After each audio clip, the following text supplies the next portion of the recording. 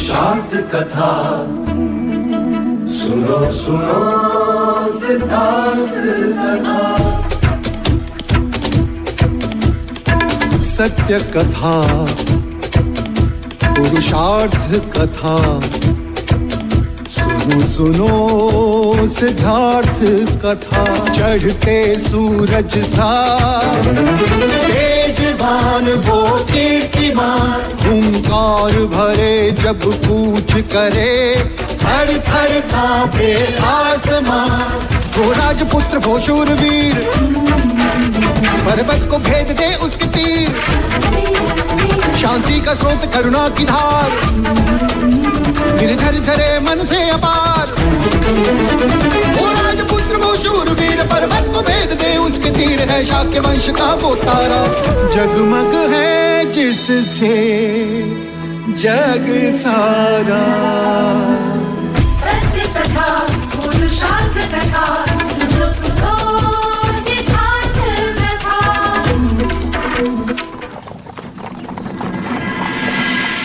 रुक जाइए।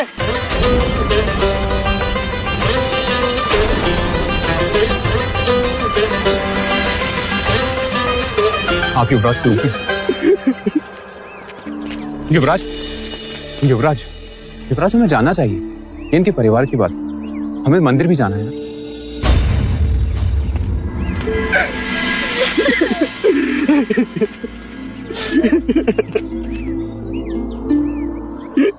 ये क्या कर रहे हो आप? एक गरीब मनुष्य कर भी क्या सकता है। मैं अपने अमृत पुत्र को नदी में बहा रहा हूँ।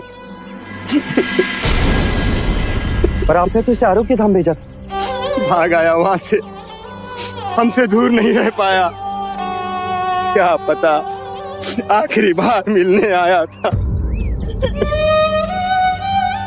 और मेरी विवशता देखिए युवराज, मैं अपने पुत्र का अग्निदाह करके उसे मोक्ष भी नहीं दिला सकता।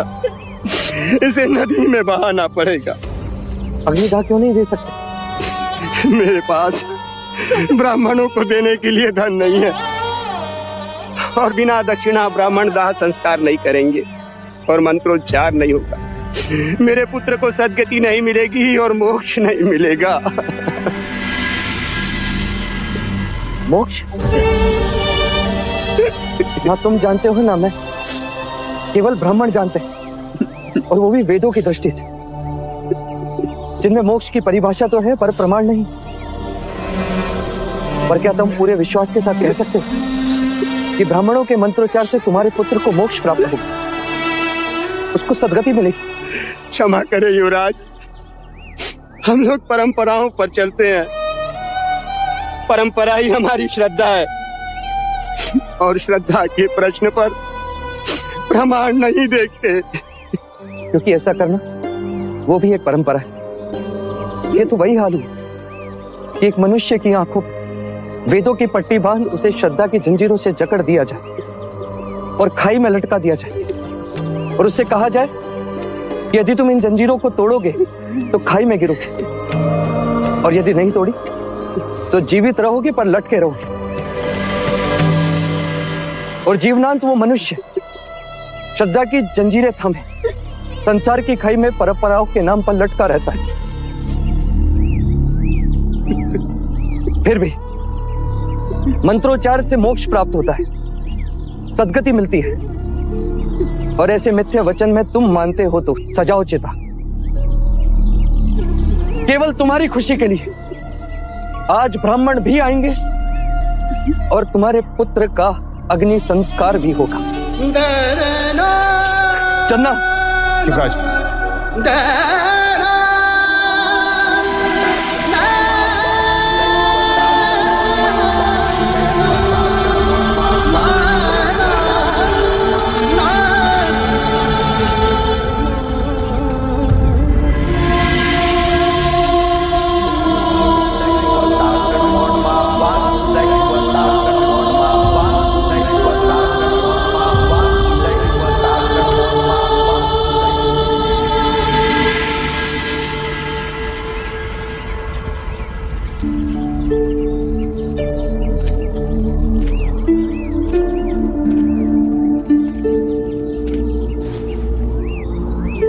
चिता राख हो गई।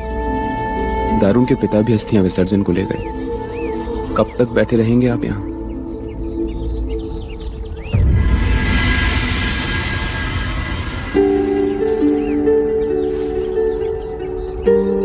क्यों होती है जीवन के प्रति इतनी घृणा? क्यों उठते हैं प्रश्न? यदि जन्म से मृत्यु की ओर ही दौड़ना है, तो जन्म ही क्यों लेते हैं? पंच महाभूत का ये शरीर क्यों राख हो जाता है? क्यों वैराग से मन भर जाता है? क्यों सारा संसार मिथ्या लगने लगता है? इसे विषाद योग कहते हैं युवराज। जब भी यम अपने अधिकार का उपयोग करता है, इस योग का जन्म होता है। जब भी मृत्यु होती है, मन विषाद से भर जाता है। परंतु ये योग क्षणिक होता है। कुछ दिन ये सब उसे याद करेंगे और फिर भूल जाएंगे। कुछ दिनों बाद दारुण भी अपने बड़े भाई को भूल जाएगा। यही संसार का चक्र है। कुछ दिनों पहले वो था, अब नहीं। कुछ दिनों तक हम रहेंगे, फिर नहीं। युवराज, मनुष्य को व्यवहारिक बनना चाहिए। मृत्यु से ना सूरज चांद का उगना बंद होता है, ना बादल का बरसना। प्रकृति का नियम है, फूल खिलते हैं, मुरझाते हैं, फिर कोपलें फूटती हैं। बादल बरसने को ही जन्म लेते हैं और बरसने के बाद उनका अस्तित्व नहीं रहता। फिर नया बादल बनता है, फिर बारिश होती है। पर जगत रुकता नहीं, वो चलता है। अब हम भी चलें? हाँ, हम भी चलते, यहाँ से दूर। कल प्रातःकाल ही मैं आपको दूसरे शाक्य प्रदेश ले जाऊंगा। ऐसी जगह ले जाऊंगा कि नहीं चलना, हम कपिलवस्तु वापस चलेंगे।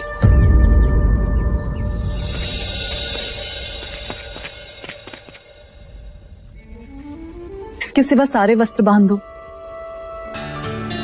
जी।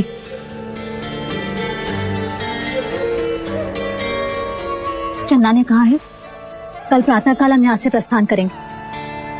आपको यहाँ से कुछ कपिलवस्तु ले जाना है? नहीं, मुझे यहाँ की कोई स्मृति नहीं चाहिए जिसे मैं अपने साथ ले जाऊं।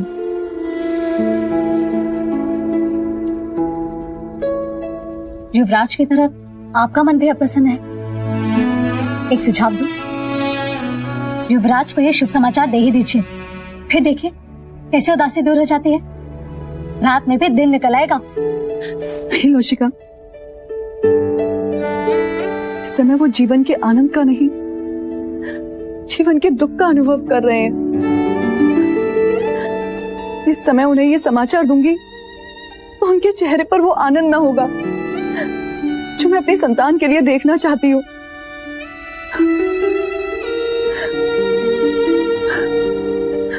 उन्हें ये समाचार मैं तब दूंगी जब वो प्रसन्न होंगे। मैं आपकी वेदना समझ सकती हूँ राजकुमारी, चाहते हुए भी आप ये समाचार उन्हें नहीं दे सकते। पर देखिएगा, कपिलवस्तु पहुंचते पहुंचते सब ठीक हो जाएगा। इस समय मुझे माँ प्रजापति की बहुत याद आ रही है। बस किसी भी तरह यहाँ से निर्विघ्न कपिलवस्तु पहुंच जाए लोशिका।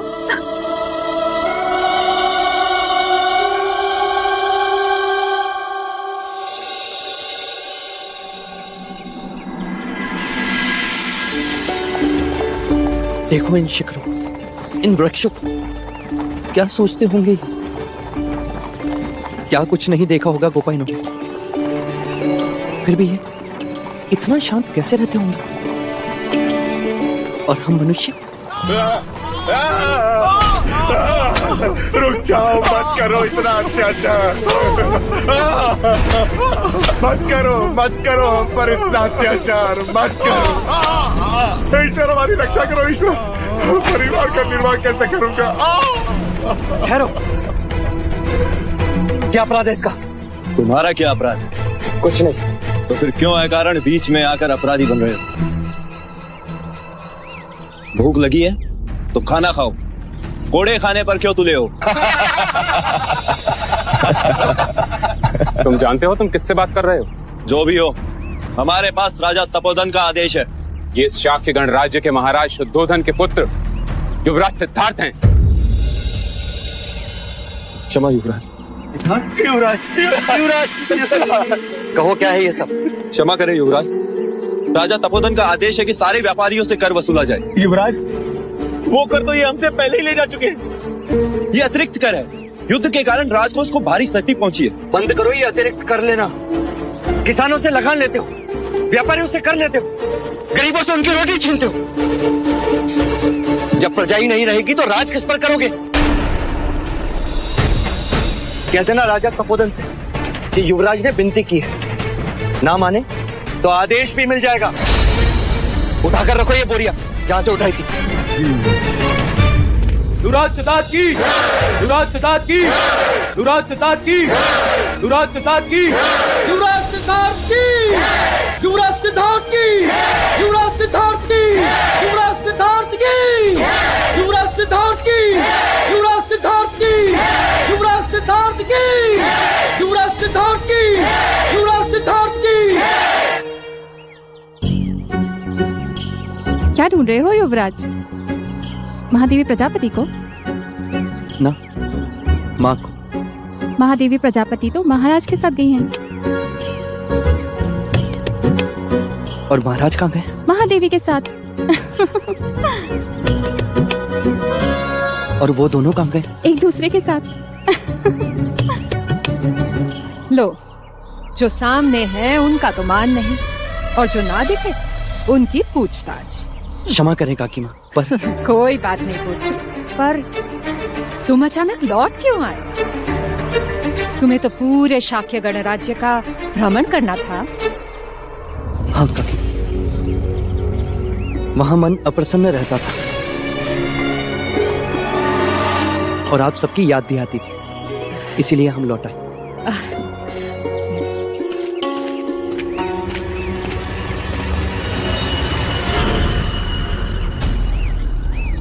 अभी तो बात टाल दी है, लेकिन अगर फिर से महाराज के बारे में पूछा तो क्या उत्तर देंगे? वही करेंगे जो अभी किया। क्या? अभिनय।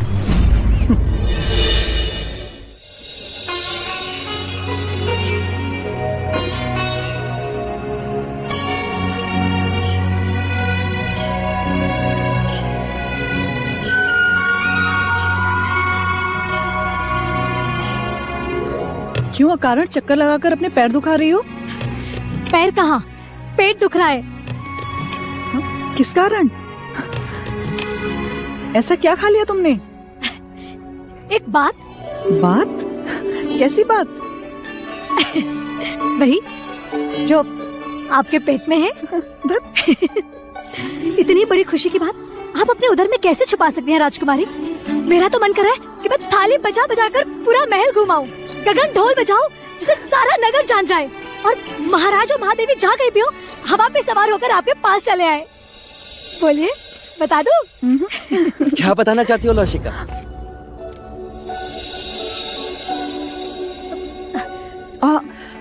यही कि हम दिए जलाने मंदिर जा रहे हैं।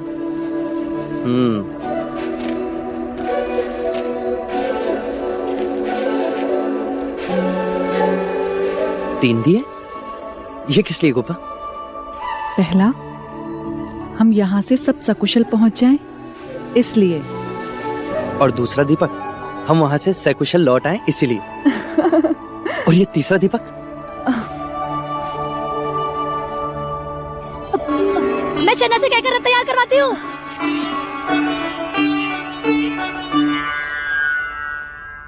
तुमने बताया नहीं गोपा, ये तीसरा दीपक किस लिए?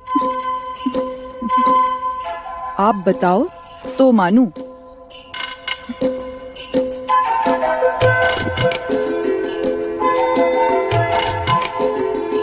आज कोई त्योहार है? नहीं। तो आज किसी का जन्मदिन होगा? मेरे लिए? नहीं। तुम्हारे लिए? मेरे मन की शांति के लिए। नहीं, तुम्हारी बाली खो गई थी जो तुम्हें मिल गई, इसीलिए। तो फिर किस लिए गोपा? ये दीपक स्वयं दीपक के लिए। स्वयं दीपक के लिए? हाँ, उस दीपक की जो पूरे राजमहल में सबकी आंखों में, सबके मन में उजाला ही उजाला कर देगा। क्या? किसकी बात कर रही हो गोपा? उसकी, जिस दीपक को सारा परिवार कुल दीपक कहेगा। क्या कहा गोपा तुमने? अर्थात जो मैं सोच रहा हूँ सत्य है गोपा? वो सत्य है? हाँ। अर्थात एक छोटी बांसुरी बनवानी पड़ेगी, एक छोटा कटिबंध लाना होगा। हाँ। झुंझुने वाला। हाँ। उसके छोटे छोटे चरणों के पीछे दौड़ना पड़ेगा, जो महाराज की दाढ़ी खींचेगा और महाराज कुछ नहीं कर पाएंगे। जो माँ की गोद में सोएगा और माँ उसे लोरियां गाकर सुनाएगी। आहा गोपा, गोपा गोपा गोपा, इस सृष्टि का आनंद सच कितना अवर्णनीय है। सच गोपा, जिसके केवल समाचार मन को उजाले से भर दिया, जब वो स्वयं आएगा तब क्या होगा गोपा? क्या हमारी आंखें उस उजाले को सह पाएंगी? हाँ, वो स्वयं हमारी आंखों का तारा होगा। अरे महाराजा और महारानी को जब ये खुशी की बात पता चलेगी तो क्या होगा गोपा? चलो हम ये खुशी की बात उनको बताते हैं। पर वो है कहाँ? वो तो, पर मैं उन्हें ढूंढ लूंगा। कैसे? वो तो महाराज की आज्ञा थी, इसीलिए मैंने कुछ पूछा नहीं। लेकिन मैं जानता हूँ गोपा, उनकी अनुपस्थिति का कारण मंजली काकी और मंजली काको को अवश्य पता होगा। मैं अभी पूछ कर आता हूँ। और मैं कह देता हूँ गोपा, सबसे पहले ये खुशी का समाचार हम माँ को सुनाएंगे। माँ बहुत खुश होगी माँ।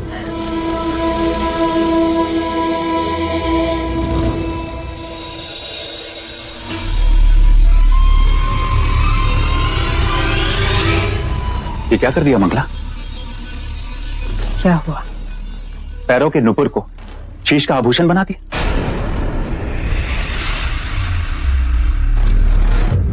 मन भटक रहा है, अर्थात मन में कुछ और तुम कर कुछ और रही हो। पर ये सोचने वाली बात तो है ही। सच, मन सिद्धार्थ के आगमन से विचलित है, चिंतित है। कब नहीं था? संन्यास की इच्छा रखने वाले घर परिवार से दूर भागते हैं, भीड़ भाड़ से दूर एकांतवास में रहना पसंद करते हैं। परंतु ये सिद्धार्थ है कि घर वापस आ गया और वापस आकर कहता है, आप कैसी हैं काकी माँ? आप लोगों की बहुत याद आ रही थी। अब तो जब जब उसके मुंह से काकी माँ सुनती हूँ, ऐसा लगता है कि जैसे स्वयं दुर्भाग्य बोल रहा हो। काकी माँ,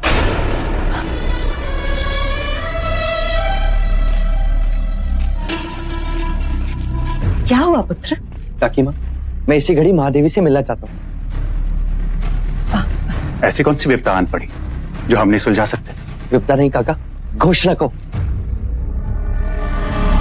घोषणा? हाँ, समाचार खुशी का है, पर मैं चाहता हूँ कि सबसे पहले ये समाचार माँ सुन। बताइए ना, माँ कहाँ है? रोहिणी नदी के तट पे। रोहिणी नदी के तट पे?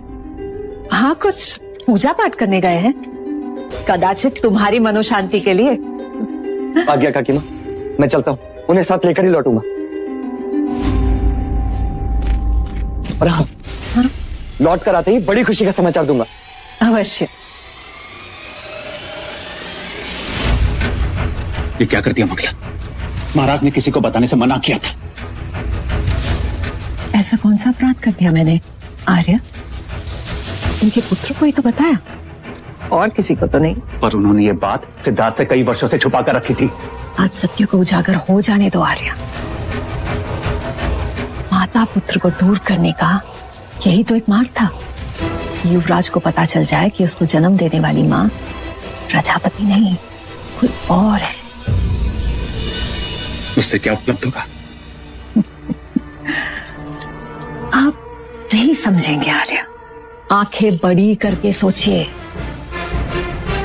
अटूट संबंध को तोड़ने की यही एक युक्ति है। पसंद है। मैंने तो रोहिणी नदी में कंकड़ डाल दिया है। अब देखिएगा, तरंगे दूर तक जाएंगी। कभी कभी मंगला कमाल कर जाती है ना आर्य? नमो नमः वासुदैवताभ्यो नमो नमः मातृपितृभ्यो नमो नमः सर्वेभ्यो देवेभ्यो सर्वेभ्यो ब्राह्मणभ्यो नमो नमः।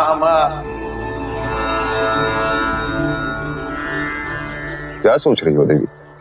न जाने क्यों आज अचानक अपराधी भावना का अनुभव हो रहा है। ऐसा क्यों? माँ का तर्पण, श्राद्ध, पुत्र का अधिकार होता है और हमने सिद्धार्थ से यह अधिकार छीन लिया। सत्य है, परंतु पुत्र का यथार्थ सोचना क्या माता पिता का कर्तव्य नहीं? ऐसा सोचो देवी कि हमने उसके अधिकार नहीं छीने, हमने हमारा कर्तव्य किया। न जाने कौन सा दुख उसे वैराग्य की पगडंडी पर ले जाए, इसलिए हमने उसे हर दुख से परे रखा। हम अपराधी नहीं। हर क्षण यही भय लगा रहता, किसी दिन उसने जान लिया तो क्या होगा? क्या वो ये दुख सह पाएगा? क्या सत्य जानकर वो हमें क्षमा कर पाएगा? दे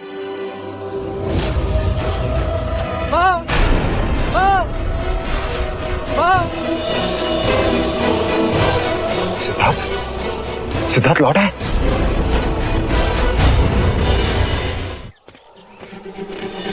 सिद्धार्थ, देख सिद्धार्थ यहाँ आ रहा है।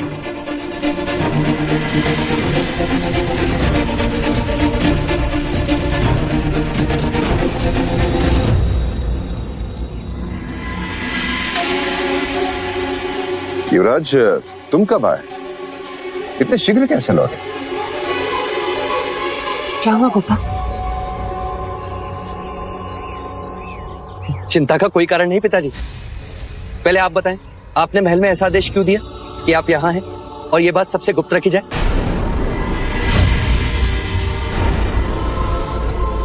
इसलिए कि राजनीति हमारा पीछा न करे, अन्यथा महामंत्री उदयन राजनीतिक समस्या लेके हमारा पीछा छोड़ते ही नहीं। पर ये गुप्त पूजा है किस लिए माँ? युवराज, ये पूजा पारिवारिक शांति हेतु है। तो परिवार के साथ क्यों नहीं?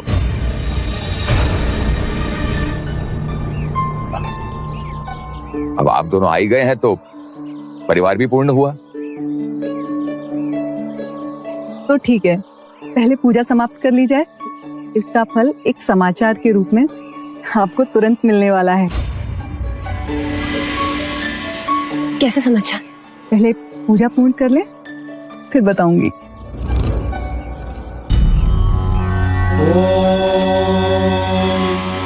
श्राद्धरम्भे गयां ध्यात्वा ध्यात्वा देवं गदाधरां स्वपितॄन् मनसा ध्यात्वा ततः श्राद्धं समाचरेत्। इदं पिण्डं ते मया दीयते तौ प्रतिष्ठताम्।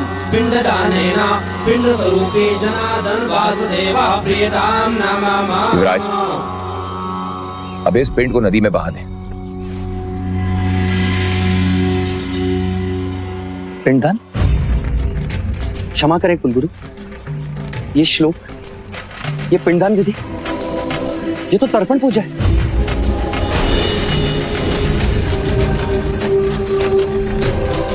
हाँ युवराज, ये सत्य है। किसका तर्पण कर रहे हैं आप? दान के लिए ये चूड़ी, ये कपड़े, ये सिंदूर, किसका तर्पण हो रहा है यहाँ?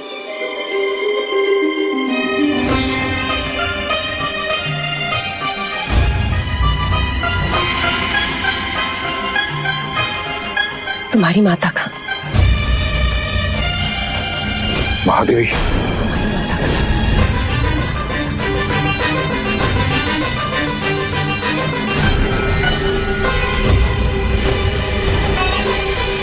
ये क्या आशु बोल रही माँ? जीते जी कोई अपना तर्पण करता है? सिद्धार्थ, हमने बहुत प्रयत्न किया कि तुम्हें इस दुख से दूर रखें, पर अब तुम बड़े हो गए, तुम समझ सकोगे। माँ, क्या समझ सकूंगा मैं? सिद्धार्थ, मैं तुम्हारी जननी नहीं,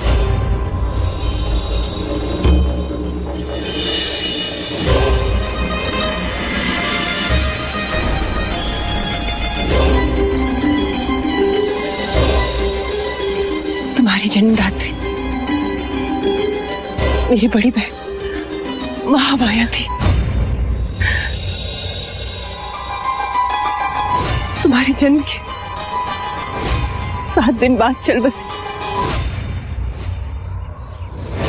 मैं तुम्हारी जननी नहीं, तुम्हारी पालक माता हूं।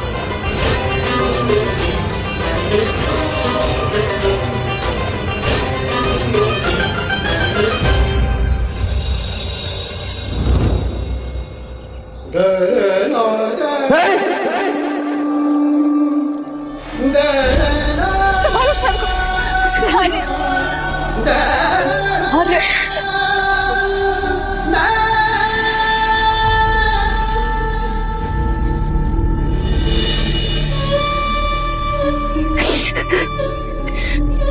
विधि की वक्रता देख लो गोपाल, समय का ये शाप योग देख लो। मैं और गोपाल आपको अपनी आने वाली संतान का समाचार देना चाहते थे और आपने मुझे मेरी माँ की मृत्यु का समाचार दे दिया।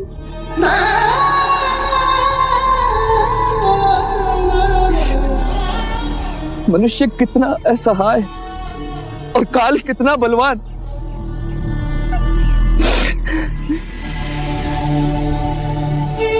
क्या मैं तुम्हें आपको और आपको भी खो दूंगा।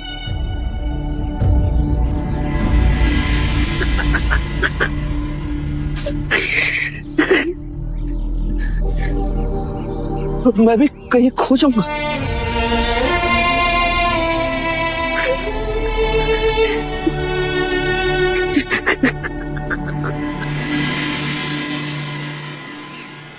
मंगला,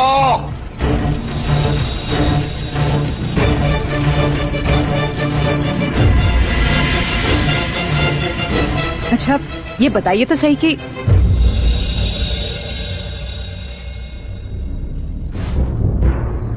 मुझे लगा कि आपके भाई हैं, आप हैं वो भी ठीक है। चलिए आज आप ही बता दीजिए कि यह हार मेरे गले पर कैसा दिखता है। हाँ? इस हार के साथ सर धड़ से अलग कर दूंगा तुम्हारा। आज तक तुमने जो कुछ भी किया, जो कुछ भी कहा, मैं चुप रहा, तुम्हारा स्वभाव समझकर अनसुना किया। परंतु अब यदि तुम्हारे कारण सिद्धार्थ को कुछ हुआ तो मैं तुम्हें कभी क्षमा नहीं करूंगा। मेरे कारण? मैंने ऐसा कौन सा अपराध कर दिया महाराज? जो बात गुप्त रखनी थी तुम्हें सिद्धार्थ को बताने की क्या आवश्यकता थी? तुमने उसे क्यों बताया कि हम नदी के तट पर गए हैं? तो क्या उसे महामाया के बारे में पता चल गया? चलो जो हुआ बहुत अच्छा हुआ महाराज, बहुत अच्छा हुआ। लटकती तलवार बनकर जो सत्य जी रहा था वो सामने आ गया। आपके और महादेवी के हृदय का भार भी कम हो गया महाराज, अद्भुत। परंतु महाराज आप तो भार की जगह फटकार दे रहे हो। मैं केवल तुम्हें चेतावनी देने आया हूँ मंगला। पुनः ऐसी भूल हुई तो मैं भूल जाऊंगा कि तुम मेरे भाई की पत्नी हो। पर मुझे सदैव स्मरण रहेगा महाराज कि मैं आपके भाई की पत्नी हूं, आपकी नहीं।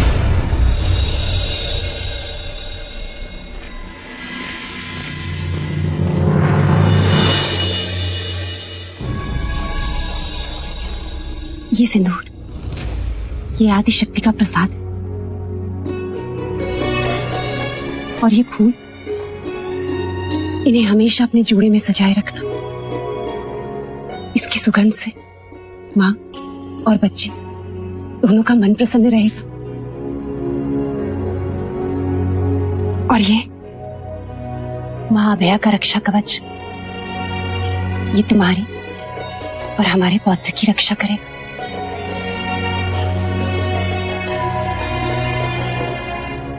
और ये गहने, इन गहनों की क्या आवश्यकता है माँ? क्यों नहीं, तुमने कपिलवस्तु के भविष्य के शुभ समाचार दिए।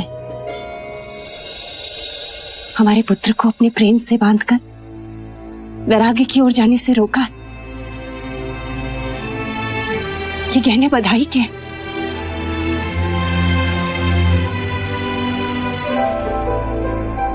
भय के समय आंसू अपशकुन होते हैं माँ।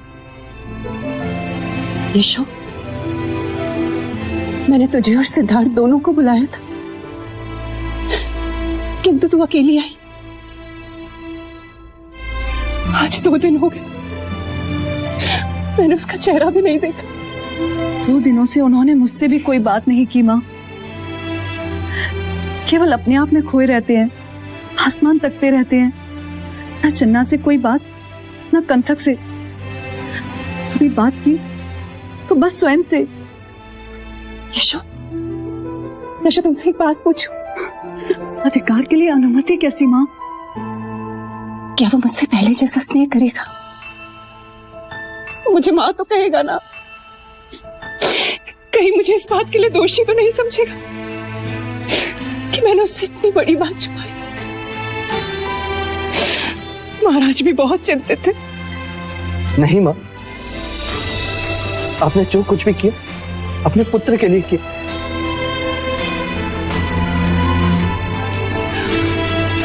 सिद्धार्थ,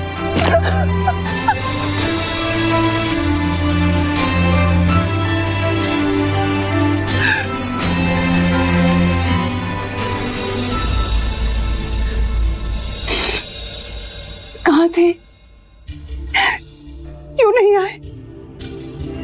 2 दिन बीत गए, अपनी माँ की याद नहीं आई। आप भी तो नहीं आई माँ। मैं अपराधी भावना से पीड़ित थी सिद्धार्थ, और मैं जीवन के प्रश्नों से घिरा था। कदाचित आकस्मिक स्थिति के लिए मन तैयार नहीं था और अचानक से ये पीड़ा का समय बीत जाएगा।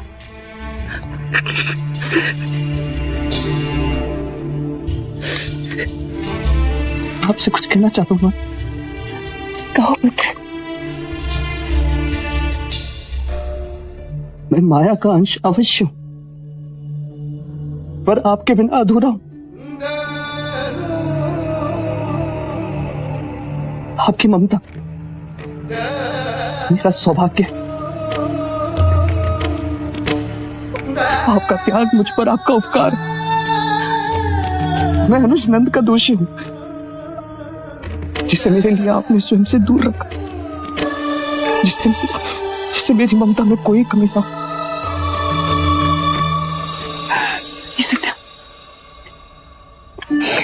कोई माता पिता अपने पुत्र पर उपकार नहीं करते, केवल स्नेह करते। स्नेह। मैंने आज यशोधरा के साथ तुम्हें इसलिए बुलाया था क्योंकि यशो के साथ साथ मैं तुम्हें भी कुछ देना चाहती थी। आओ मेरे साथ, आओ।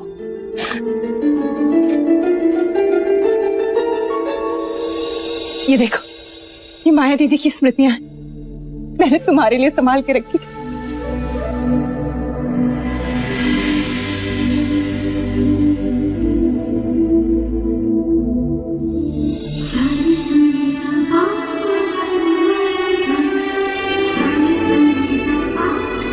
माया दीदी बहुत सुंदर थे, कल्पना से भी अधिक सुंदर। हमेशा तुम्हारे सपनों में खोई रहती थी।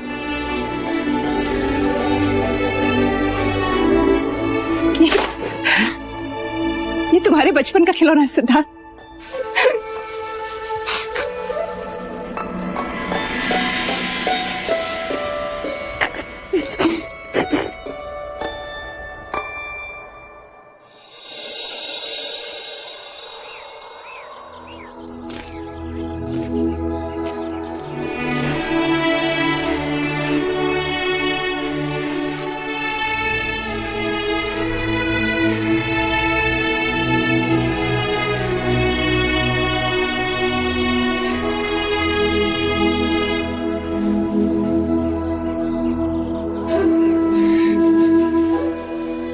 अपने पुत्र को देखकर माया दीदी बहुत खुश होंगी। आज उनकी आत्मा को शांति मिली होगी। माँ, आपको मैंने देखा नहीं, सुना नहीं, पर आपकी धुन सुनी। आपको बांसुरी सुनना प्रिय था, वे धुन ही मेरा आपको तर्पण।